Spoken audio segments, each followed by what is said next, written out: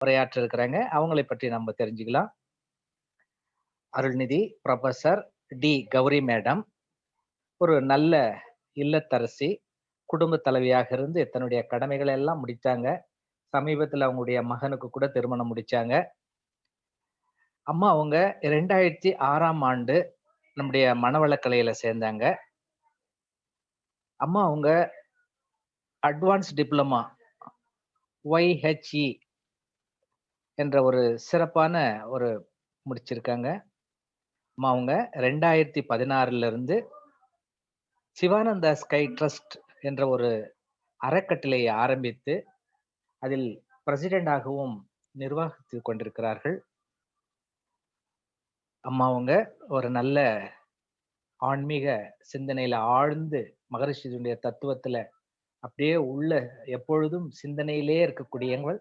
அப்படிப்பட்ட ஒரு நல்ல ஆன்மா இன்றைக்கு நம்முடைய ஆத்ம சங்கமத்திலே செயல் விளைவு தத்துவம் என்ற ஒரு சிறப்பான ஒரு தலைப்பிலே உரையாட இருக்கிறாங்க. அம்மாவை வாழ்த்தி இந்த நிகழ்ச்சியை சிறப்பாக நடத்தி கொடுக்குமாறு உங்கள் சார்பாக அன்போடு கேட்டுக்கொள்கின்றோம். வாழ்க வளமுடன். அம்மா நீங்க வாழ்க ஆரம்பிக்கலாங்கம்மா. வளமுடன். வாழ்க வளமுடன் சார். வாழ்க வளமுடன். நன்றி. ம். வாழ்க வையகம், வாழ்க வையகம், வாழ்க வளமுடன். குரு வாழ்க, குருவே துணை. என்னை ஈன்றெடுத்த தாய் தந்தையரை வணங்கி, இந்த செயல் விளைவு தத்துவத்தை உணர்ந்து கொள்ளும் வகையில் எனக்கு புரிய வைத்த நம்ம குரு வேதாத்ரி மகரிஷி அவர்களையும் வணங்கி, மற்றும் இந்த வேதாத்திரிய தத்துவத்தை உலகெங்கும் பரப்பிக் கொண்டிருக்கும் எல்லா பேராசிரியர்களையும் வணங்கி, மற்றும் இந்த WCSC கர்நாடகா ஜோன் பிரசிடென்டாக இருக்கும் senior professor doctor Dhanapathi sir மற்றும் ஸ்மார்ட் ஜாயிண்ட் டைரக்டராக இருக்கும் விஜயா தனபதி மேடம், சீனியர் ப்ரொஃபசரா டாக்டர் விஜயா தனபதி மேடம் அவர்களையும் வணங்கி, இந்த ஜூம் இணைப்பில் இணைந்துள்ள எல்லா யோக அன்பர்களையும் வணங்கி, மேலும் இந்த இணைப்பை நமக்கு ப்ரோக்ராம் அதான் நன்றாக நடத்தி கொண்டிருக்கும் இன்றைக்கு அவரும் ப்ரொஃபசர் நாகராஜ் சார், இன்னும் மற்றும் இந்த ஆபீஸில் ஒர்க் பண்ணிட்டு இதுக்கெல்லாம் துணை புரிந்து கொண்டிருக்கும் எல்லா அன்பர்களையும் வணங்கி என்னுடைய உரையை ஆரம்பிக்கின்றேன். என்னுடைய இன்றைய தலைப்பு செயல் விளைவு தத்துவம்.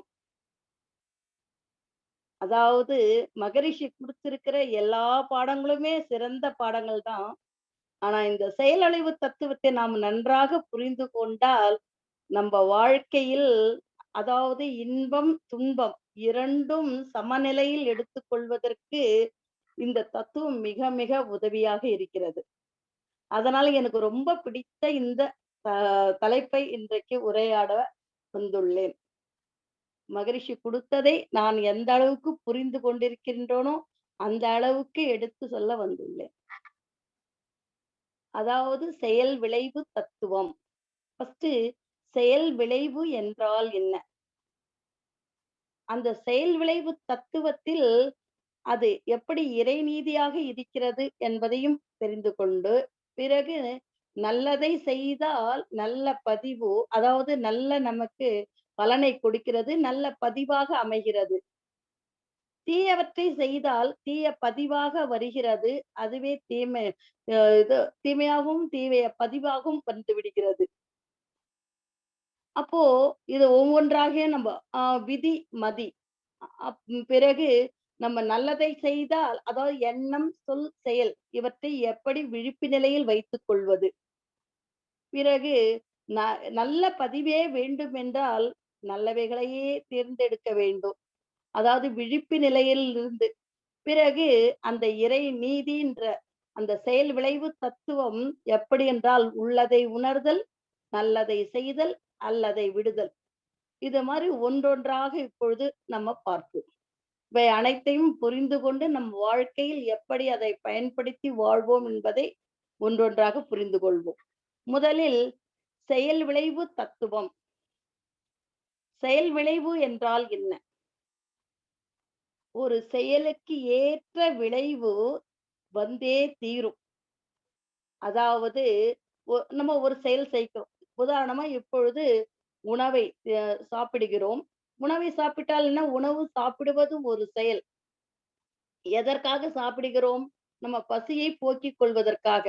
பசியை போக்கிக் கொள்வது என்றால், அப்ப சாப்பிட்டவுடன் நமக்கு பசி நீங்குகிறது. ஒரு விளைவு வருகிறது. அந்த விளைவு எப்படி இருக்கிறது?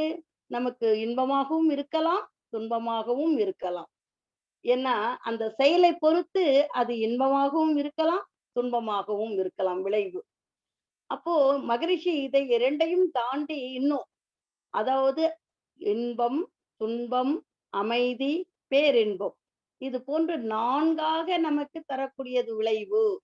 ஒரு செயலு இன்பத்தையும் கொடுக்கலாம், இல்ல துன்பத்தையும் கொடுக்கலாம், இல்ல அமைதியையும் கொடுக்கலாம், இல்ல பேரின்பத்தையும் கொடுக்கலாம் அந்த விளைவு. பாருங்க, அப்போ அந்த செயலுக்கான விளைவு நம்ம என்ன மாதிரி செயல் செய்கிறோம். அப்போ என்ன பார்த்தோம்னா யாரு? நம்ம செயல் செய்யறது தான் நம்ம கையில இருக்கிறது. விளைவு நம்ம கையில இல்ல.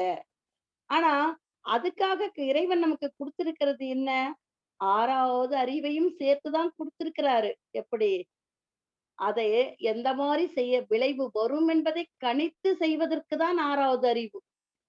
அப்போ அந்த 6வது அறிவை சரியாக பயன்படுத்த வேண்டும். அப்பொழுதுதான் அந்த இன்பம், துன்பம், அமைதி, பேரின்பம் இவற்றில் நாம் எதை எதை பெற வேண்டும் என்பதை கணித்து செய்ய வேண்டும். அப்பொழுது ஒரு செயலுக்கு விளைவு என்பது அதுதான் இறை சட்டம். இறைவனோட சட்டமே அதுதான். அப்போ இறைவனோட சட்டம் அதுவா இருக்கும் பொழுது, செயல்தான் மனிதனது. விளைவு இறைவனது. அதான் அதுக்கு கூலி இறைவனது. ஏனென்றால், அந்த விளைவை கணித்து செய்யும் பொழுது வேணால் அதிலிருந்து கொஞ்சம் தப்பிச்சுக்கலாம். ஆனா, அந்த விளைவு எப்பொழுதுமே இப்பொழுது நாம் உண்ணும் உணவு 7 தாதுக்களாக மாற வேண்டும். அது இறைநீதி. அப்போ அந்த உணவை நாம் உண்ணுகிறோம். அந்த 7 தாதுக்களாக பிரிந்து நன்மையை அளிக்க வேண்டும் என்ற விதத்தில் நம்ம அறிவை பயன்படுத்தினால் அங்கு இன்பம் வரும். ஆனால் நம்ம என்ன பண்றோம்? அந்த இறை தத்துவமான இறை சட்டம் 7 தாதுக்களாக பிரியக்கூடிய அந்த இறை நீதியை நம்ம என்ன பண்றோம்னா, அதை சரியாக உணரவில்லை என்றால், அப்பொழுது நம்ம செய்யக்கூடிய செயல்கள் அந்த இறைநீதிக்கு ஒத்தபடி இல்லாம, எப்படி வேணாலும் சாப்பிடலாம். ஏன்னா, எனக்கு வாய்க்கு ருசியாக இருந்தால் மட்டுமே போதும் நினைக்கிறது நம்ம என்ன நினைக்கிறோம்? இந்த சாப்பிடுறது எனக்கு நாக்குக்கு ருசி. ஆனா இந்த 7 தாதுக்களாக பிரிந்து என் உடலில் நல்ல பலனை அளிக்க வேண்டும் என்று உணர்ந்தா நம்ம சாப்பிடுகிறோம்? இல்ல. ஏன் தெரியுமா? அந்த செயல் விளைவு தத்துவம் நமக்கு தெரியவில்லை. செயல் விளைவு தத்துவம் உணர்ந்தால்தான் நாம் செய்யக்கூடிய ஒவ்வொரு செயலையும் உணர்ந்து செய்ய முடியும். அதுதான் மகரிஷி என்ன சொல்லிட்டு இருக்காருன்னா, ஒரு செயல் செய்தால் அந்த செயலுக்கு ஒரு விளைவு வந்தே தான் தீரும். இப்போ உதாரணமா நம்ம உணவை சாப்பிடுகிறோம். சாப்பிட்டோம் இப்போ ஒரு கரெக்ட்டா நமக்கு எந்த அளவுக்கு தேவையோ அந்த அளவுக்கு உண்டா, அப்ப அங்க ஒரு இன்பம் இருக்கு. எந்த ஒரு துன்பமும் இல்லாம நல்லா இருக்கும். பசிய போக்கி இருக்கிறோம். நல்லா இருந்திருக்கும். நம்ம வேலைங்க அப்புறம் கன்டின்யூ பண்ணலாம். நல்லா இருக்கும். ஆனா அந்த உணவையே நமக்கு பிடிச்சதுன்ற காரணத்தால் இன்னும் கொஞ்சம் அதிகமாக சாப்பிட்டால் என்ன ஆகும்? அங்க அஜீரண தொல்லை குடுக்கும், துன்பத்தை கொடுக்கும். அப்பொழுது ஒரு செயல் ஒரு விளைவை குடுக்கிறது. அதாவது அங்க நன்றாக, அதாவது விளைவை உணர்ந்து சரியாக அந்த செயல் செய்தால் இன்பத்தை கொடுக்கிறது. சரி, இப்போ அந்த விளைவை உணராமல் நம்ம நம்ம ருசிக்காக சாப்பிடுறோம்னு வச்சுக்கோங்க. அப்போ அதிகமாக சாப்பிடும் பொழுது நமக்கு அங்க துன்பத்தை கொடுக்கிறது. அப்போ துன்பத்தை கொடுத்தா அது விளைவு. துன்பம் என்ற விளைவு வருகிறது. அப்போ அந்த விளைவே என்ன ஆயிடுச்சு? துன்பம் அஜீரணம் ஆன உடனே என்ன ஆயிடுச்சு? வயிறு வலி வருகிறது. வயிற்றுக்கு வலிக்கிறது. அப்போ உடனே நம்ம டாக்டர் கிட்ட போறோம். அப்போ அந்த அதிகமாக உண்டதனால், சாப்பிட்டதனால் என்ன ஆயிடுச்சு? வயிற்று வலி வந்தது என்றது ஒரு விளைவு. இப்போ வயிற்று வலியே ஒரு காரணமாக இருந்து, அதுக்காக இப்ப டாக்டர் கிட்ட போறோம். அதான் அந்த வலியை போக்கிக் கொள்வது. அப்போ அந்த செயலுக்கு இன்னொரு விளைவுக்கு போறோம். ஏன்னா அந்த துன்பத்தை போக்கிக் கொள்வதற்காக. அப்போ ஒரு செயல் ஒரு விளைவை குடுக்கிறது. அந்த விளைவே இன்னொரு செயலுக்கு காரணமாக அமைந்து விடுகிறது. அந்த செயல்ல என்ன ஆகுது? அடுத்த ஒரு விளைவாக வருகிறது. இப்படியே நம்ம வாழ்க்கையில் நம்ம எப்படி இருக்கிறோம்னாக்கா, அ நம்மளுடைய அறிவை கரெக்ட்டாக யூஸ் பண்ணாம, உபயோகிக்காம என்ன பண்றோம்னாக்கா, விளைவை கணிக்காம ஒரு செயலை செய்து கொண்டே இருக்கிறோம். செய்ய செய்ய அதுக்கு தகுந்த மாரி விளைவுகள் வந்து கொண்டே இருக்கிறது. திருப்பி அந்த விளைவே அவ இன்னொரு செயலுக்கான காரணமாக அமைஞ்சு, அதுதான் காரண, காரிய தத்துவம்னு இத சொல்லலாம். செயல் விளைவு. அதுக்கு தான் மகரிஷி என்ன சொல்லித்தராரு, ஒரு விளைவு வந்து ஒரு செயலுக்கேற்ற விளைவு ஒரே ஒரு இந்த அடுத்த செகண்ட் கூட வரலாம் விளைவு. இல்லன்னா 10 வருடம் கழிச்சு, அதாவது 1 வாரம் கழித்தோ, இல்ல 10 மாதம் கழித்தோ, இல்ல 1 வருடம் கழித்தோ, இல்ல 10 வருடங்கள் கழித்தோ, இல்ல தலைமுறை தாண்டியோ கூட அந்த விளைவு வந்தே தீரும். இதுதான் செயல் விளைவு தத்துவம். இப்போ அந்த செயல் விளைவு தத்துவத்தை நம்ம சரியாக உணர்ந்து கொள்ளவில்லை என்றால், அந்த விளைவை நம்ம அனுபவிச்சே தான் தீரணும்ன்றது வந்து விதின்னு ஆயிட்டதுனால, இப்ப நம்ம எப்படியாப்பட்ட செயல்களை செய்யணும்?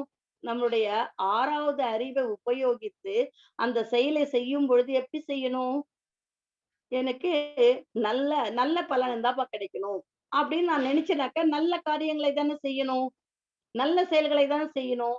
நல்ல செயல்களை செஞ்சா தான் எனக்கு நல்ல பலன் கிடைக்கும். அப்ப நல்ல பலன் கிடைச்சாதானே என்னுடைய கருமையத்தில் நல்ல பதிவு ஏற்படும். இப்ப நல்ல பதிவுக்கு ஏற்ற விளைவு திருப்பி எனக்கு எண்ணம் சொல் சரியாக அமையும். அப்போ நான் என்ன பண்ணணும்? நல்ல அ 6வது அறிவை உபயோகித்து இதற்கு என்ன விளைவு வரும் ஒவ்வொரு செயலுக்கும் என்று உணர்ந்து அந்த செயல்களை ஆற்றினால் நல்ல பதிவு, நல்ல பலன், நல்ல பதிவு கிடைக்கும்.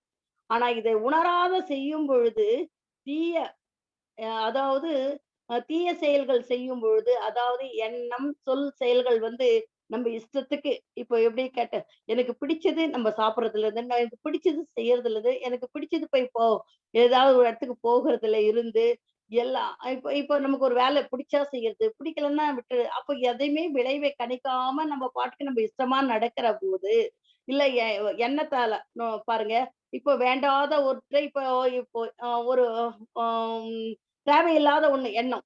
அதாவது இப்போ மொபைல் எல்லாருக்கும் கையில இருக்குது. அந்த மொபைல பார்க்கும் பொழுது தேவையானவற்றை யூஸ் பண்ணாக்க நல்லது. ஆனா தேவையில்லாத ஏதோ ஒண்ணு பார்க்குறோம். பார்த்தா அது இப்ப சில பேர் என்ன பண்றாங்க, இன்னும் உள்ள போயிட்டு அதுல என்னென்ன அதாவது ஒரு அந்தரங்கமா இருக்கிற சீன்கள கூட பார்க்குறாங்கன்னு வச்சுக்கோங்க. அப்ப என்ன ஆவுது? எண்ணத்துல தான் பார்க்குறாங்க. ஆனா அந்த எண்ணமே என்ன ஆயிடுது? அது திருப்பி பதிஞ்சு அவங்க அதே அதே எண்ணத்துல அவங்க இருக்க இருக்க இருக்க அது வந்து ஒரு வயசு பையனா இருந்தாக்கா, கல்யாணம் ஆகாத பையனா இருந்தாக்கா என்ன ஆகும்? அப்போ அத மாரி எண்ணம் தான். அவங்க எந்த ஒரு தப்புமே செய்யல. ஆனா அந்த மாரி இருக்கிற சீன்கள் எல்லாம் பார்த்து பார்த்து மனசளவுல அந்த எண்ணத்தாலேயே அந்த மாரி எண்ணங்களையே நெனச்சு நெனச்சு நெனச்சு அது கொண்டு போய் கருமையத்துல பதிய வைக்கிறப்போ என்ன ஆகுதுன்னாக்கா, இவங்க தப்பு செய்ய மாட்டாங்க. ஆனா அந்த எண்ணத்த பார்க்கறதோட இவங்க ஆசை தீந்துடும்.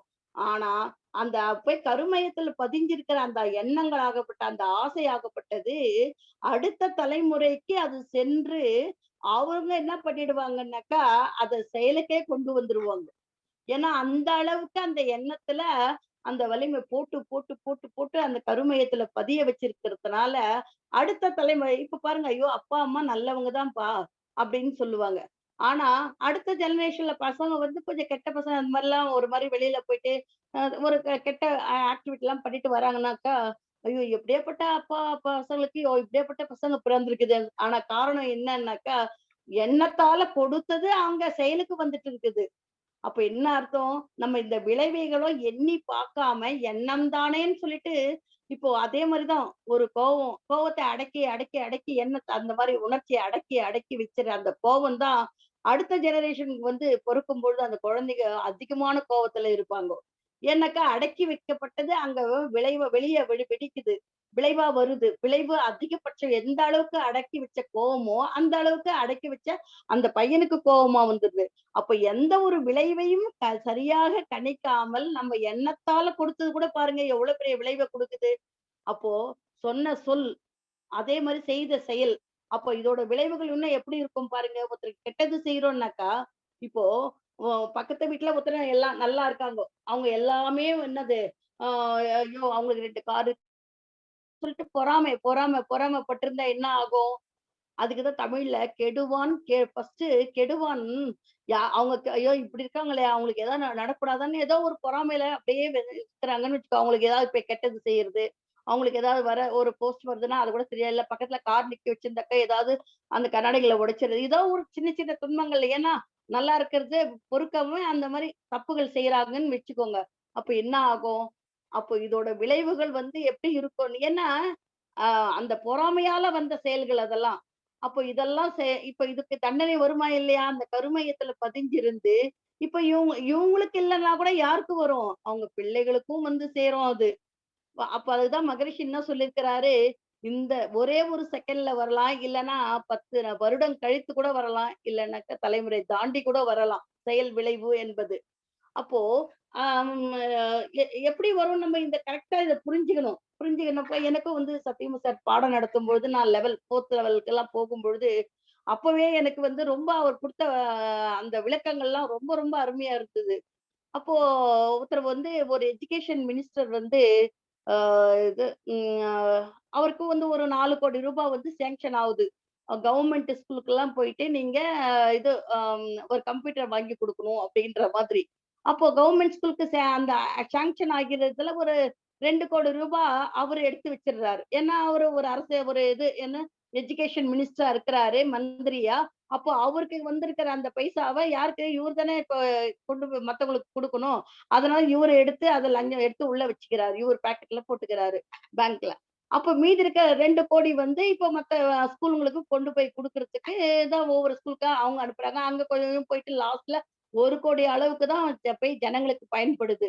அப்போ இந்த போயிட்டு ஒருத்தருக்கு வந்து நாலேட்ஜ் குடுக்கக்கூடிய அந்த செயல்ல வந்து இவரு அத முடக்கி வச்சதுனால, போய் 4 பேருக்கு பயன்படாம தடுத்ததுனால, இப்ப இவருக்கு ஒரு மினிஸ்டரா இருக்கிறாருன்னா, கிட்டத்தட்ட ஒரு 40, 50 வயசுக்கு மேல தான் இருப்பாரு. அப்ப இவருக்கு ஆல்ரெடி பசங்க பொறந்துட்டு இருப்பாங்க. அதனால அந்த பசங்களுக்கு எந்த பாதிப்பும் இருக்காது அவ்வளவா. ஏன்னா இவர்கிட்ட சாமர்த்தியம் இருக்குது. இப்போ ஒரு செயலுக்கேற்ற விளைவு எப்படி வரும்ன்றத இப்ப இங்க கொஞ்சம் பார்க்கலாம். ஒரு செயலுக்கேற்ற விளைவு வந்து 5 விதத்துல வெளிப்படும். எப்படின்னாக்கா, அவங்க திறமை, ஃபர்ஸ்ட் நோக்கம், திறமை, அப்புறமா தொடர்பு கொள்ளும் பொருள் இல்ல நபர், அப்புறம் காலம், இடம். இந்த 5 வைத்து தான் அந்த விளைவு கணிக்கப்படும். இப்போ ஒரு செயல் செய்யறவங்களது நோக்கம் நல்லா இருந்ததுனாக்கா, அது இப்ப பாருங்க உதாரணத்துக்கு அந்த செயல் செய்யறாங்க. செய்யும் பொழுது இப்போ ஒருத்தரு நல்ல செயலுக்காக பொய் சொல்றாங்கன்னு வச்சுக்கோங்க. பொய் சொல்றது தப்பு தான். ஆனாலும் நல்லதுக்காக பொய் சொன்ன அந்த நோக்கத்தினால அதோட த வி அ ப அதான் கெட்ட பலன்ன்றது கம்மியா அவங்களுக்கு சேரும். இப்போ இந்த மாரி நான் நெக்ஸ்ட் அதோட இதெல்லாம் சொல்றேன். இப்ப வந்து இந்த மாதிரி திறமை. இப்ப என்ன ஆகுதுனாக்கா, இந்த எஜுகேஷன் மினிஸ்டருக்கு திறமை இருக்குது, சாமர்த்தியம் இருக்குது. அதனால அவரு வந்து தான் செய்யற தப்பெல்லாம் வெளிய கொண்டு வந்து அத யாருமே கேட்க முடியாத லெவல்ல அவரு ஒரு சாமர்த்தியா சீட்ல உட்கார்ந்துட்டு இருக்கிறதுனால, அத யாருமே எடுத்து சொல்ல முடியல. அப்போ நெக்ஸ்ட் பிள்ளைகளும் வளர்ந்திருக்கிறாங்க. அதனால அந்த பிள்ளைங்களுக்கும் சேராது. எப்போ அடுத்த தலைமுறை ஆல்ரெடி சின்ன குழந்தையா ஒருத்தர் ஒரு பேத்தி, பேரன் பொறந்துட்டு இருப்பாங்க அந்த நேரத்துல. அதனால அவங்களுக்கும் பாதிப்பு இல்ல. 4வது அந்த பையன் வளர்ந்து பேரன் வளர்ந்து 4வது தலைமுறை வரத்துக்குள்ள இவருக்கு வயசாயிட்டு இருக்கும், இறந்திருக்கலாம். இல்ல ரொம்ப ஒரு ஆயிட்டு இருக்கலாம்.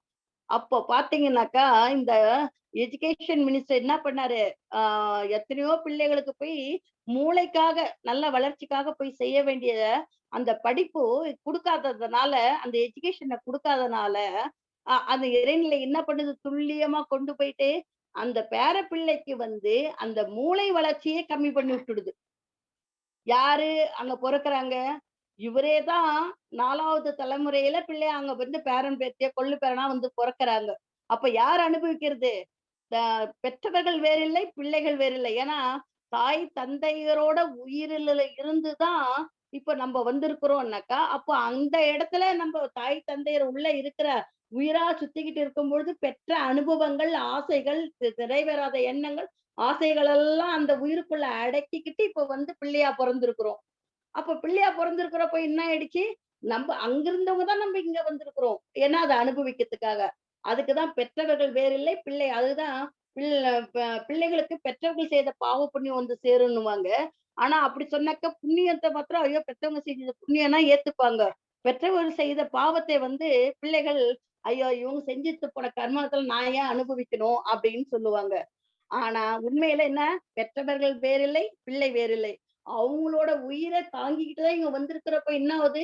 நம்ம தான் அங்க இருந்து அதெல்லாம் வாங்கிக்கிட்டு வந்திருக்கிறோம்னு அர்த்தம். அப்போ அதையும் புரிஞ்சுக்கிட்டு, அப்ப என்ன அர்த்தம்? இப்போ வ அ அ இதே மாரி தான் 4வது தலைமுறையில போய் இதெல்லாம் போய் அங்க போய் அப்போ தலைமுறை எத்தனை தலைமுறை தாண்டி கூட அந்த செயலுக்கு ஏற்ற தண்டனை கிடைத்து விடுகிறதா இல்லையா? அப்போ திறமை, நோக்கம் வந்து நல்ல நோக்கமா இருந்தா நல்லதா வரப்போகுது. இப்ப கெட்ட நோக்கம் தான் கெட்ட பலன் தான் அங்க விளைவு தான் வந்து தீரும். அப்போ நம்ம எந்த பொருளோட தொடர்பு கொள்கிறோமோ, அந்த பொருளை வைத்து அந்த அத எந்த அளவுக்கு பயன்படுத்துறோமோ, அந்த அளவுக்கு நமக்கு விளைவு. அந்த மாதிரி. அப்போ ஒ ஒரு நபர் இடத்துல எப்படி நம்ப ஆ நடந்துக்கிறோமோ, அதுக்கு ஏற்ற விளைவு. அப்புறம் காலம், இடம். அ இந்த ஒரு இடத்துல நல்லதா இருக்கிறது, இன்னொரு இடத்துல கெட்டதாகவும் அமையலாம். ஒரு காலத்துல நல்லதா இருந்த செயல்கள், இன்னொரு காலத்துல தீமையா கூட தெரியலாம். ஆ உதாரணமா இப்ப அந்த காலத்துல ஒரு திருமணம் செய்யும் பொழுது, அந்த காலத்துக்கு அந்த அப்போ அந்த சூழ்நிலைக்கு ஏற்றபடி திருமண முறைகள் அப்பொழுது ரைட்டு தான். ஆனா, இப்ப கொண்டு வந்து நம்ம அதே மாரி திருமண சட்டங்கள்லாம் கொண்டு வந்து செய்றோம்னு வச்சுக்கோங்க. என்ன நைட்ல லைட்ட போட்டுக்கிட்டு ஊர்வலம் வர்றனாக்க இப்ப தேவையா? அப்போ வந்து இருட்டுல வந்திருந்தாங்க, லைட் தேவைப்பட்டது. இப்ப அப்போ எ எவ்வளவு பொருள் வேஸ்ட் ஆவுது, விளைவுகள், அதனால அதனால ஒரு கல்யாணத்துல வேண்டாத செலவுகள், இந்த மாரி பல செயல்கள் நடக்குது. அப்போ எதையுமே காலத்துக்கும், இடத்திற்கும் ஏற்றபடி அதோட விளைவுகளும் மாறிக்கொண்டே தான் இருக்கும். ஆ அதாவது வரக்கூடிய விளைவு வந்து ஒரு காலத்துல நல்லா இருந்த விளைவு வந்து இப்பவும் மாறலாம். ஏன்னா இடத்துக்கு தகுந்த மாதிரி. இப்போ அம் அ பாம்பு என்ன சொல்லுது? சிவபெருமான் தலையில உட்கார்ந்திருக்கும்போது கருடன் பார்த்து சௌக்கியமான்னு கேட்கும். ஏன்னா, அது சேஃபா இருக்கிறதுனால. அதை கீழ இருக்க அந்த இடத்துல இருந்து அத கேட்க முடியுமா? அப்போ பாம்பு வந்து கருடன் கொத்தி சாப்பிடும். அப்ப இருக்கிற இடம் வச்சு சேஃப். அந்த மாதிரியான ஒரு செயலுக்கு ஏற்ற அங்க ஒரு விளைவு. அந்த மாதிரி அ எந்த ஒரு இது எடுத்தாலும் இந்த 5ஐ பொறுத்து தான் விளைவு வரும் தெரிஞ்சிடுச்சு. அப்போ நம்ம மகாபாரதத்துல எடுத்துக்கோங்க. திரௌபதி வந்து 5 பேரை மணக்கறதுக்கு சம்மதிக்கிறா. அப்போ வந்து கிருஷ்ணர் கேட்கிறாரு. "நீ 5 பேரை வந்து இந்த வழக்கத்திற்கு மாறாக திருமணம் செய்வதற்கு ஒப்புக்கொண்டாயல்வா?" அப்படின்னுட்டு. அப்போதான் திரௌபதி சொல்றா. என்னன்னு தெரியுமா? ஒருத்தர நான் திருமணம் செய்தால் 4 பேர் வந்து வனவாசத்துக்கு சென்று துறவறம் மேற்கொள்ள வேண்டும். அதாவது ஒரு துறவரத்துல காட்டுக்கு போயிட்டு துறவரம் போயிடணும் அப்படின்னுட்டு. அப்ப என்னால மத்தவங்க 4 பேரும் வந்து அவங்களுடைய இல்லற வாழ்க்கையை துறக்க வேண்டி வருது இல்லையா? அந்த ஒரே ஒரு காரணத்துக்காக தான் நானு சம்மதிச்சேன்னு. அப்ப கிருஷ்ணர் சொல்றாரு. "ஆ நோக்கம் உன்னோடது நல்லது" அப்படின்னு சொல்லிட்டு அந்த ஆனா உலக நடவடிக்கைக்கு மாறாக இருந்தாலும் நோக்கம் நல்லதாக இருப்பதனால், எப்பவுமே நம்ம செய்யற செயலுக்கு பாருங்க அங்க உள்ள அர்த்தம் வந்து கதை தான். ஆனா அங்க பாருங்க, அந்த ஒவ்வொரு அந்த 5 பேரையும் மணந்து கஷ்டப்படுற ஒவ்வொரு இடத்துலயும் கிருஷ்ணர் ஏன் உதவுறாருன்னாக்கா, அவங்க செய்யக்கூடிய செயல்கள் நல்லது, நோக்கம் நல்லதாக இருக்கிறதுனால இறைவன் கூடவே இருந்து அவங்க செயலுக்கு வழி நடத்துகிறார். அப்போ என்ன அர்த்தம்? நம்ம செய்யக்கூடிய செயல்ல வந்து நோக்கம், திறமை அது எந்த அளவுக்கு அத செய்ய முடியுமோ, அந்த அளவுக்கு அதுக்கு சக்சஸ் ஆகும் விளைவு. அப்போ அ எந்த ஒரு செயலுக்கும் என்னது அ விளைவு வந்தே தீரும். அந்த விளைவுக்கு காரணமும் இது நம்ம கண்டுபிடிக்க வேண்டும். அதுக்கு தான் வந்து நமக்கு 6வது அறிவை குடுத்திருக்கிறார் இறைவன். இப்போ ஒரு விதி, மதின்னு சொல்றோம். விதினா என்ன? மதினா என்ன? இப்போ இறைநிலையிலிருந்து குடுத்தது அப்படியே நமக்கு வந்து சேர்ந்திருக்கிறது விதி. அத எந்த அளவுக்கு என்கிட்ட இருக்கிறது.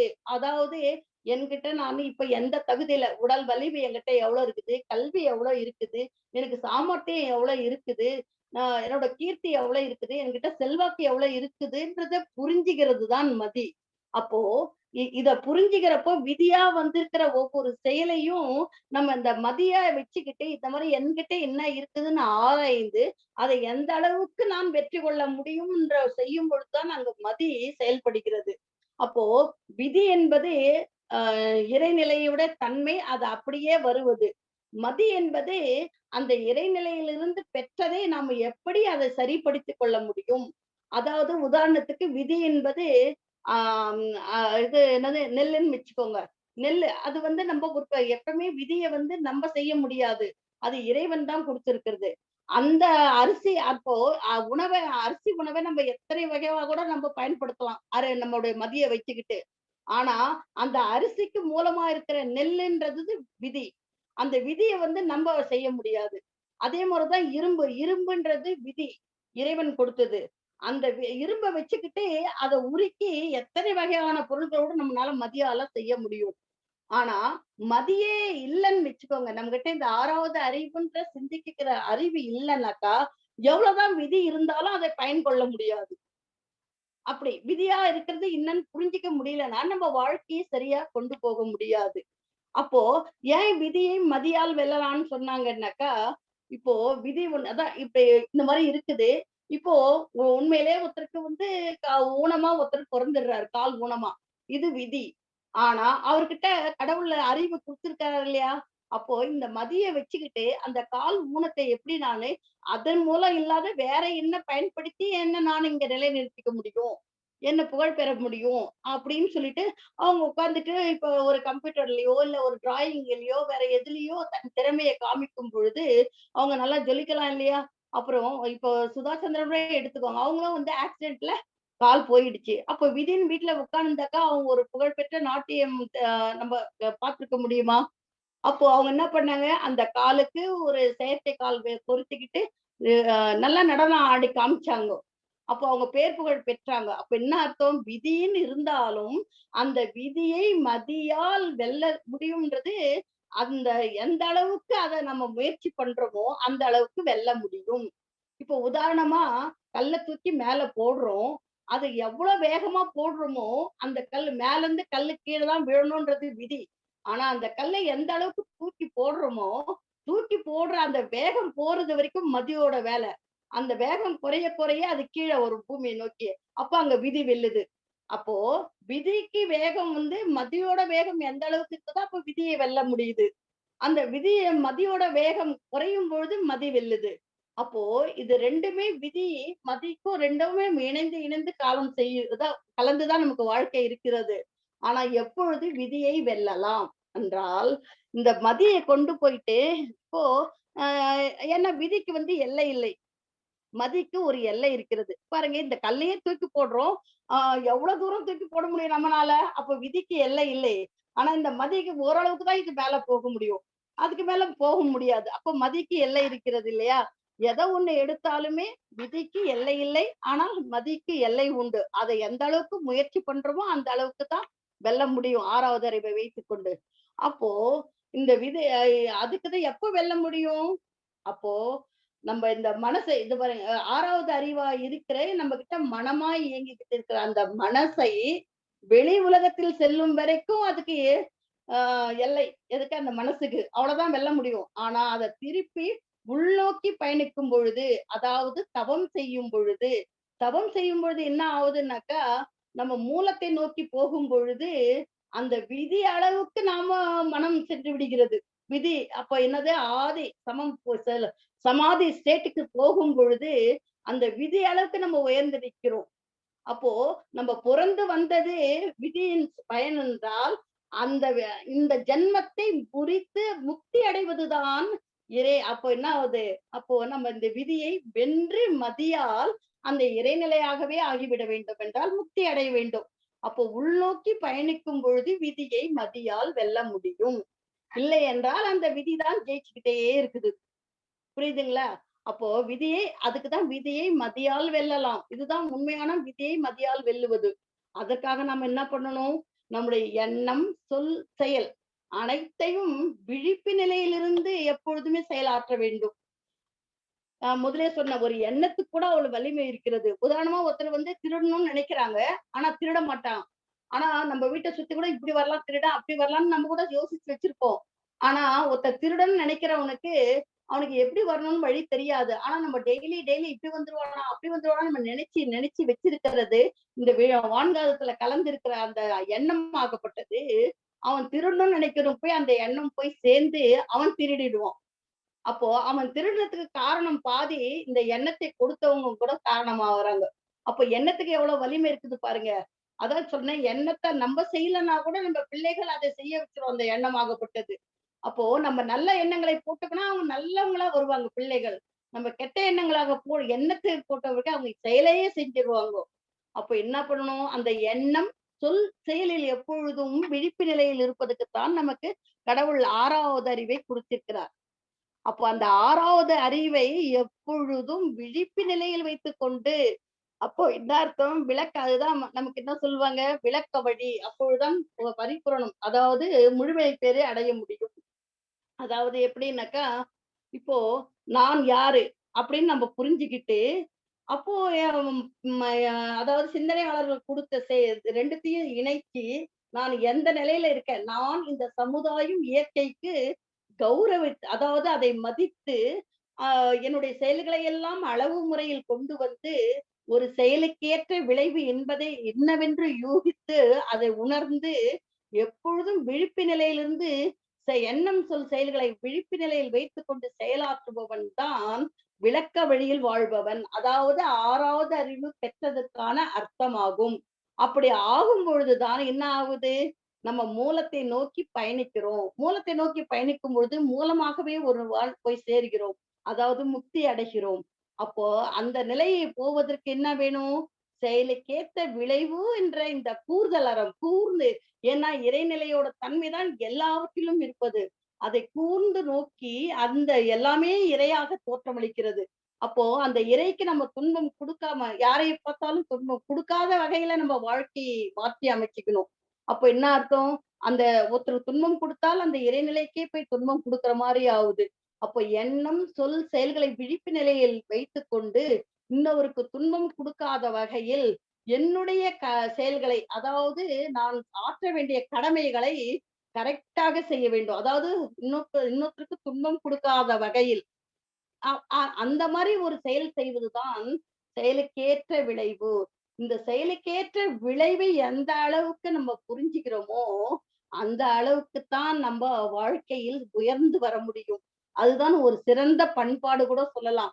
ஆனா பண்பாடுன்றது கல்ச்சர் அந்தந்த காலத்துல வந்தது. ஆனா மகரிஷியோட தத்துவத்தை நம்ம உணர்ந்த பிறகு நம்ம பண்பாடு என்னன்னு புரிஞ்சுகிட்டு, அதாவது எப்படி வாழ வேண்டும் என்பதை உணர்ந்து வாழ அளவுக்கு நம்ம வாழ்க்கையை மாற்றி அமைக்கணும். மாற்றி அமைக்கிறதுக்கு இந்த செயல் விளைவு தத்துவத்தை புரிஞ்சுக்கணும். அப்ப செயல் விளைவுன்னா என்ன அர்த்தம்? ஒரு செயலுக்கேற்ற விளைவு வந்தே தீரும். அது எப்போ வேணாலும் வந்து தீரலான்றது விதி. அதுதான் இறை நீதி. இதுதான் உள்ளதை உணர்தல். இதுதான் நிஜம். இதுதான் உண்மை. இதை புரிந்து கொள்ள வேண்டும். புரிந்து கொண்டால் நம்ம எப்படி இருப்போம் இனிமேலே? அந்த மாதிரியான ஒரு செயல்களை மட்டுமே, அதுக்காக வேண்டிய அதாவது செயல்களை எல்லாம் திருத்தி, எண்ணம், சொல், செயல்களை எல்லாம் திரித்து நல்லவைகளை, என எப்பொழுதுமே எனக்கு நல்ல பதிவுதான் வேண்டும் என்று ஆசைப்படுவதால்.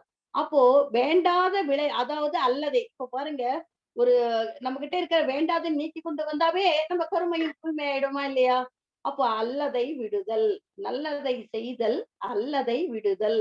வேண்டாதவற்றை நீக்கிக் கொண்டே வந்தோம் என்றால் நம்ம கருமையத்தில், அதாவது உள்ள இருக்கிறதா வெளியே எண்ணமாக வரும்பொழுது எண்ணத்திலேயே ஆராய்ந்து ஆறாத அறிவை கொண்டு எப்பொழுதும் எண்ணம், சொல், செயல் விழிப்பு நிலையிலிருந்து செயலுக்கேற்ற விளைவு என்ன என்பதை உணர்ந்து நம்ம வாழ்க்கையை அமைத்துக் கொள்ளும் பொழுதுதான் நம்ம வாழ்வின் நோக்கமான இறைநிலையை அடைய முடியும்.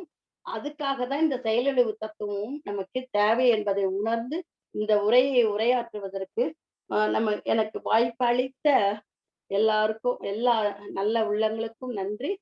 இந்த இணைப்பில் இணைந்த எல்லோரும் உடல் நலம், நிறை செல்வம், உயர்ப்புகள் வாழ வேண்டும் என்று குருவையும் கேட்டு என் உரையை முடிக்கின்றேன். வாழ்க வளமுடன். வாழ்க வளமுடன் மேடம். நல்ல ஒரு சிறப்பான செயல் விளைவு தத்துவத்தை பத்தி சொன்னீங்க. வாழ்க வளமுடன். அன்பர்களே, இப்பொழுது நம் அம்மாவுகிட்ட பேச விரும்பலாம். ஹேண்ட் பட்டன் ரைஸ் பண்ணலாம். அதுக்கு முன்னாடி நம்ம இன்றைக்கு நடக்கக்கூடிய நிகழ்ச்சிகளை பற்றி பார்ப்போம். அறிவிப்பு: இன்றைக்கு 4:15 மணிக்கு கன்னடத்திலே தவம் மற்றும் 4:45 மணிக்கு உலக நல வேள்வி வாழ்த்து 108 முறை. அதைத் தொடர்ந்து 4:50 மணிக்கு 2022 ಕಡೆಗೆ நம்ம நடிகை. அதாவது 2020 இருந்து 2021 வரை நம்முடைய நடத்தைகள் அப்படின்ற பத்தி கன்னடாவில் நம்ம பார்க்க இருக்கிறோம். அனைவரும் பயன்பெறலாம். நாளை 2 மணிக்கு தமிழ்ல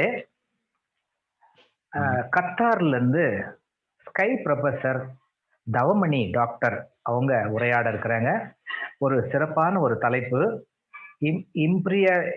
இம்பர்லிட்டி அப்படின்னு சொல்லக்கூடியது மலட்டு தன்மையும் வேதாத்திரியும் என்ற ஒரு தலைப்பிலே உரையாட இருக்கிறாங்க.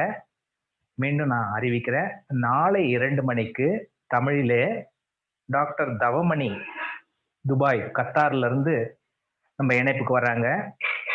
இம்பர்லிட்டி அப்படின்னு சொன்னா மலட்டு தன்மையும் வேதாத்திரியம் என்ற ஒரு தலைப்புல உரையாட இருக்கிறாங்க. கண்டிப்பாக நாம் எல்லோரும் அதுல கலந்துக்கலாம். வாழ்க வளமுடன். நாளை 4:15 மணிக்கு கன்னடத்திலே அசிஸ்டன்ட் ப்ரொஃபசர் பம்பாபதி டி அவர்களுடைய ஐயா உரையாற்ற இருக்கிறாங்க. தலைப்பு சுபாசிதகளு என்ற தலைப்புல உரையாடுறாங்க. வாழ்க வளமுடன். இப்பொழுது அம்மாவோட உரையாடுவதற்காக புலவர் நடராஜன் ஐயா ஆண்ட்ரைஸ் பட்டனை உயர்த்திருக்கிறாங்க. அவர்கள் இப்போ பேசலாம். ஐயா நீங்க பேசலாங்க ஐயா. வாழ்க வளமுடன் மேடம். வாழ்க வளமுடன் ஐயா, சொல்லுங்க. ஒரு முறை செயல் விளைவு தத்துவம் புத்தகம் படிச்ச மாதிரியே இருந்தது.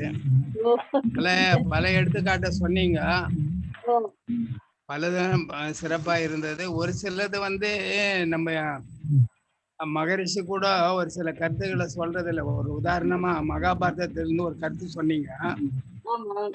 அவங்க 4 பேரும் காட்டுக்கு போயிடுவாங்க, அதுக்காக தான் நான் கல்யாணம் பண்ணிக்கினேன் திரௌபதியை சொன்னான்னு சொன்னீங்க.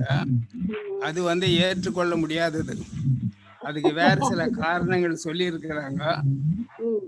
திரௌபதி சொன்னது அது உண்மை இல்லை. 5 பேருக்கும் திருமணம் செய்ததுக்கு வேற காரணங்கள் சொல்லப்பட்டு இருக்குது. அதுதான். மற்ற உதாரணங்கள்லாம் எடுத்துக்காட்டல ரொம்ப சிறப்பா இருந்தது. மகிழ்ச்சி. இது ஒரு முறை செயல் விளைவு தத்துவம் புத்தகம் படிச்ச மாதிரி மனசு ஒரு நிம்மதியா இருந்தது. வாழ்க வளமுடன். நன்றிங்க ஐயா. வாழ்க வளமுடன். சிறப்பான ஒரு விளக்கம் சொன்னீங்க. முழு புத்தகத்தையும் படிச்ச மாதிரி இருக்குதுன்னு. நன்றிங்க ஐயா. வாழ்க வளமுடன். அடுத்து யாராவது அம்மாவோட பேசலாம். கருத்துக்கள் கூறலாம் தாராளமா. ஏன்னா நம்ம எல்லாரும் ஒரு குடும்பமா இருக்கிறோம். ஒரு கிளாஸ் நடத்தும் போது அதுலயே ஒரு கருத்துக்களை நாம் பரிமாறிக்கொள்ள வேண்டும். அதனால இணைப்புல ஹேண்ட் ரைஸ் பட்டனை ஆன் பண்ணிட்டு பேசலாம் அம்மாவோட.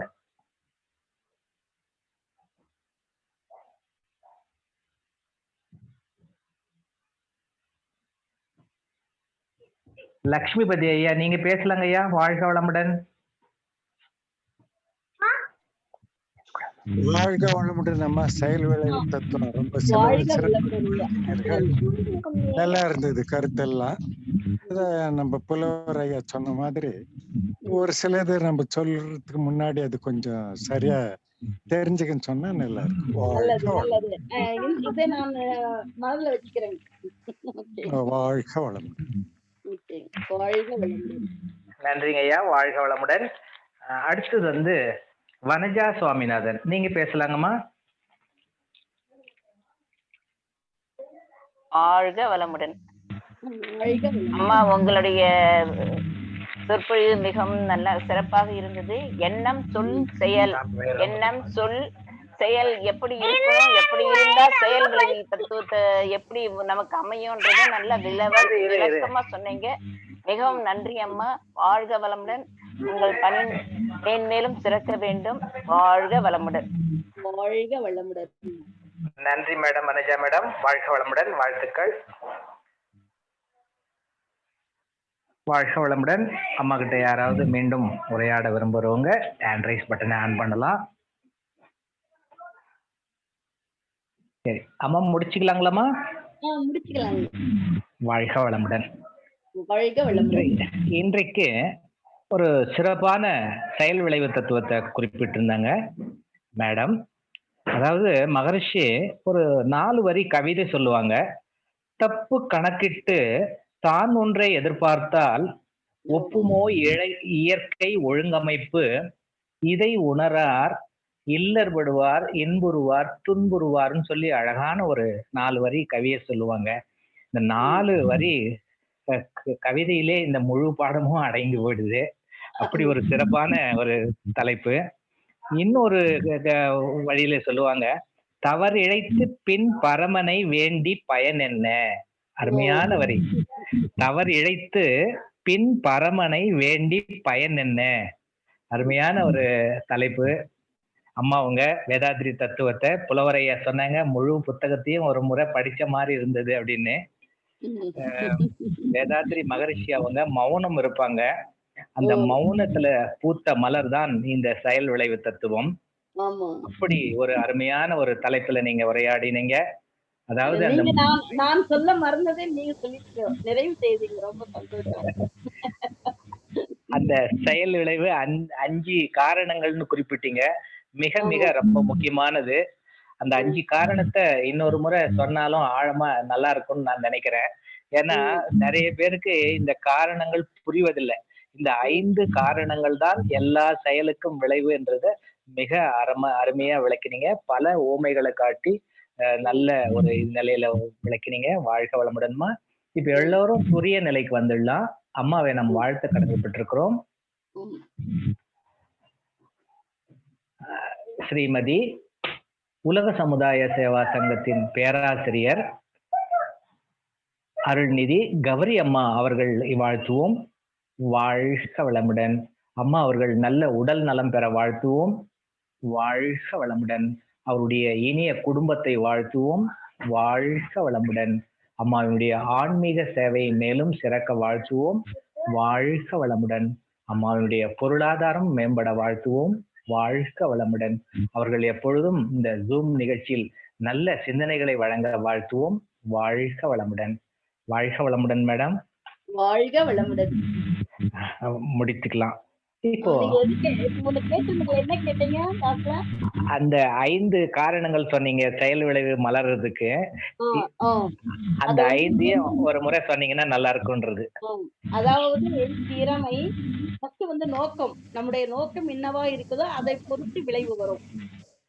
அதாவது செய்யற செயல்ல ஏதோ ஒரு சின்ன மத்தவங்களுக்காக செய்யறோம்னு வச்சுக்கோங்க. அங்க போய் சொல்றதோ இல்ல ஏதோ ஒண்ணு செய்யறோம். ஆனா அங்க நோக்கத்தினால அதோட விளைவுனால வரக்கூடிய பலன் இப்போ கெட்டதா அந்த சொன்ன சொல் கெட்டதாக இருந்தாலும் பொய் சொல்லியிருந்தாலும் நோக்கம் நல்லதா இருக்குது இல்லைங்களா? அப்போ அவங்களுக்கு தலைப்பு மட்டும் சொல்லிடுங்க போதும். தலைப்பு மட்டும் நல்லா தெளிவா சொல்லுங்க. அதாவது திறமை, நோக்கம், தொடர்பு கொள்ளும் பொருள் இல்லைன்னா நபர். நம்ம எந்த பொருளோட தொடர்பு கொள்கிறோமோ அதை பொறுத்து விளைவு வரும். எந்த நபரோடு தொடர்பு கொள்ளுமோ அதன் பொறுத்து விளைவு வரும். அதுதான் தொடர்பு கொள்ளும் நபர் அல்லது பொருள், அப்புறமா இடம், காலம். இந்த 5 வைத்துதான் விளைவு வரும். நன்றிங்க மேடம். நன்றிங்க மேடம். வாழ்க வளமுடன். வாழ்க வளமுடன்.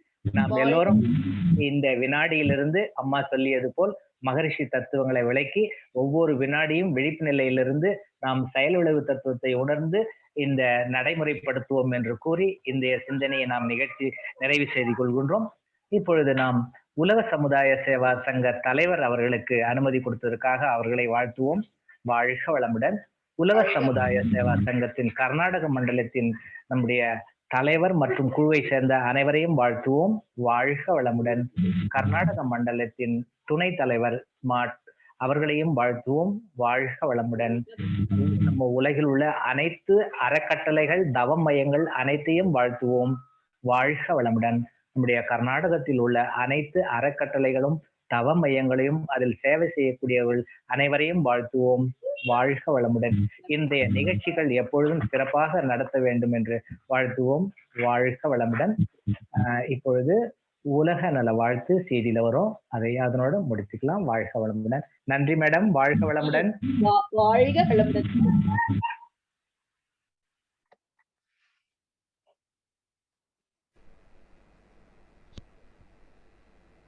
உலகமெல்லாம் பருவமழை ஒத்தபடி பெய்யட்டும், உழவரெல்லாம் தானியத்தை உவப்புடனே பெருக்கட்டும், பல தொழில்கள் புரிகின்ற பாட்டாளி உயரட்டும், பகுத்துணர்வில் தொகுத்துணர்வு பண்பாட்டை உயர்த்தட்டும்.